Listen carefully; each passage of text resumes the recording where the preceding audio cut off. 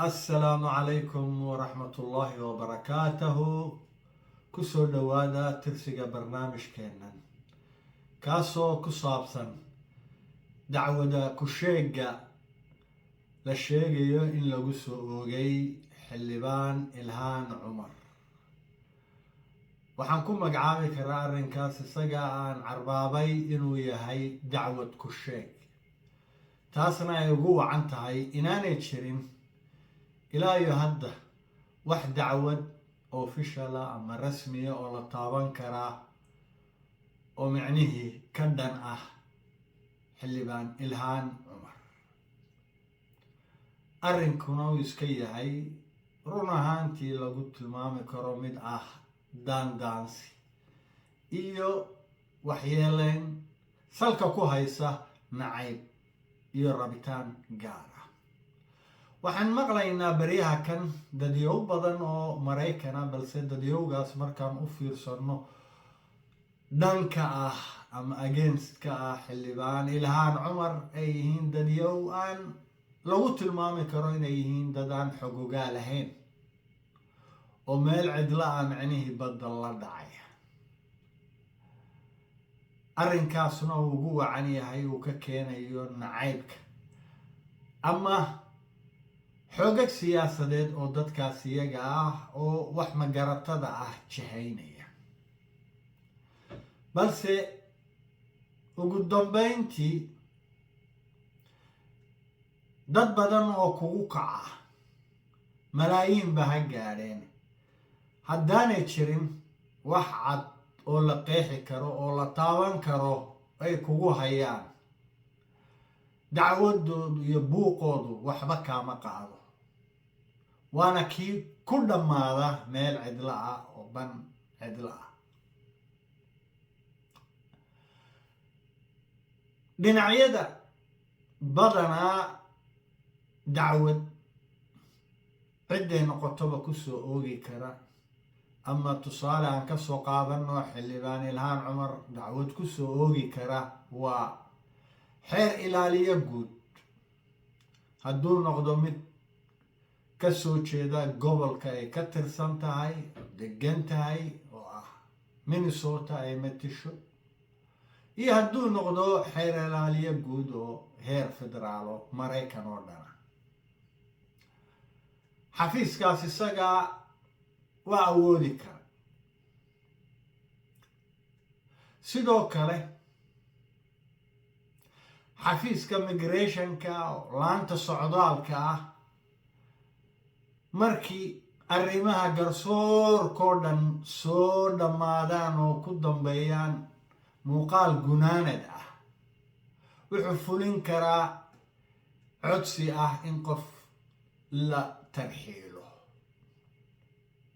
in qof la tarxiilo waabase xildhibaan Ilhaan Cumar oo qof kow muwaadinad Maraykana citizena laba xildhibaanka Congress-ka Maraykanka oo matasha gobolka Minnesota state of Minnesota run ahaantii qofka noocaas oo kale oo xasaanad siyaasadeed mudan oo leh wax lagu soo aftaago markiiba oo afka lagu soo qaado oo la fududeysto in la tarxiili karo sida ay codsanayaan siyaasiyiin Maraykana waa waxaan macnihii waxba ka jirin siyaasiyiintaas iyo taageerayaashooduna waxay muujinayaan inaanay lahayn oo qabin bisayl siyaasadeed iyo mid sharciba legacy sidoo kale waxaan maqlaynaa maamulkii Soomaali diidka ee Hargeysa oo isaguna dhankiisa leh dacwaan ka gudbinay xildhibaan Ilhaan Cumar oo ku saabsan faragelintii ay ku haysay maamulka iyaga intii dagaalada laascaanood ay socdeen maamulkiinaas dhiciska ee aan meel gaarsiisne iskaba dhaafe xildhibaan Ilhaan Cumar maamulka Israa'iil bay u barbacdhigtaa oo run ahaantii marar badan hor istaagtay xadgudubyadooda siyaasadeed iyo ciidanba oo wax laga qaadi waayo. qaadista ka sokowna arrinkaasu yahay mid u bannaan iyadoo ka duulaysay kaalinta xuquuqal insaanka iyo dimuqraadiyadda, adduunkuna yahay tuulo weyn oo isu furan, isla mar ahaantaana ay ka tirsan tahay dowlad micnihii ciyaarta kaalinta booliiskii adduunka oo meel walba ka ciyaarta. xildhibaan ilhaan cumarna arrinkaas isaga ka qayb gashay markay la saan qaadaysay qadiyadda difaacaysay dadka reer falastiin. waabase dalkii isaga ah ee ka soo jeeday oo lagula yaabo inay arrimihiisii gudaha ah iyo danihiisii ka faalloonayso ama horseedayso oo difaacayso. taasuna waxay muujinaysaa garasho la-aanta maamulka dhiciska ah ee hargeysa ku sugan ee Soomaali diidka. dacwadda yaad u gudbinaysa, yaadse ka gudbinaysa, maxaadse ku gudbinaysa weeyaan su-aashu. waa afka baarkiis, waa dad itaal iyo talo waayey oo arrinkuu ka yahay xagxagasho aanu intaas dhaafsiisnayn.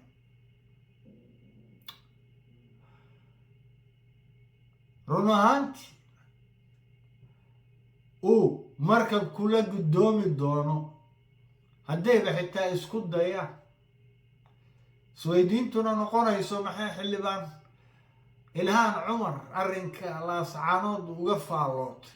waxay uga faallootay xadgudubkii iyo foolxumadii aada halkaas ka geysateen, iyadoo difaacaysay dad shacab oo innocenta oo aan hubsideen oo barmageyda madaafiic 9 bilood la dhacayseen. magaalo dagaalka magaalooyinkana uu leeyahay sharciyo qeexa oo xakameeya. arrinkaasuna hadduu furmo aanan garanayn run ahaantii soomaalida danaysa waxay uga aamusan tahay u mudnaan lahaa in maamulka dhiciska ah maxkamado lala tago oo lala higsado, iyadoo la haysto tusaalayaal iyo caddaymo badan oo muujinaya xadgudubkiisa iyo waxyeeladii uu geystay magaalada laascaanood iyo keyrkeedba. ay shacab badan oo barmageyta ah halkaas waxyeelo dhan kastaba u geystay. dilku ka mid yahay, dhaawacu ka mid yahay, burburinta hantida ay ka mid tahay, noocay noqotoba ha noqote. dadko dhulkoodii laga guuriyey ha noqotay oo laga barakiciyey. marka maxaad ku dacwoonaysaa weeyaan meesha? adigii baaba eedeysanayna maba dacwoodo, balse wuxuu mudan yahay in isaga la dacweeyo. arrinkaasna waa in la helaa run ahaanti loo hagarbaxa si aan mar labaad la isugu xadgudbin oo loogu wantoobo uu noqdo cashar siyaasadeed oo ciddii isku dayda mar labaad in arrimaha noocaas ay xadgudubyada noocaas oo kale geysato macnihii waano ku filan iyo xakameyn ku filan ay u noqoto.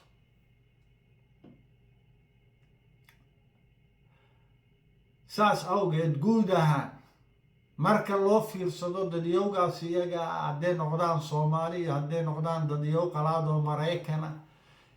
tiraday yeeshaanba ha yeesheen ee ku kacsan xildhibaan ilhaan cumar waa dad meel cidla ka qaylinaya arrinka nacaybka una uu sal u yahay duulaankooda. muuqaalka noocaas oo kale ana iyo kaysaska noocaas oo kale ana kuwa run ahaantii ku dambeeya inay midho dhal noqdaan ma aha, waa kuwa halkooda ku dhicisooba oo ku fashilma. guul baan u rajaynayaa si kastaba xildhibaan ilhaam cumar. waa anigoo ah khaalid xasan yuusuf. intaan barnaamij kale ku kulmi doono, assalaamu calaykum waraxmatullaahi wabarakaatu.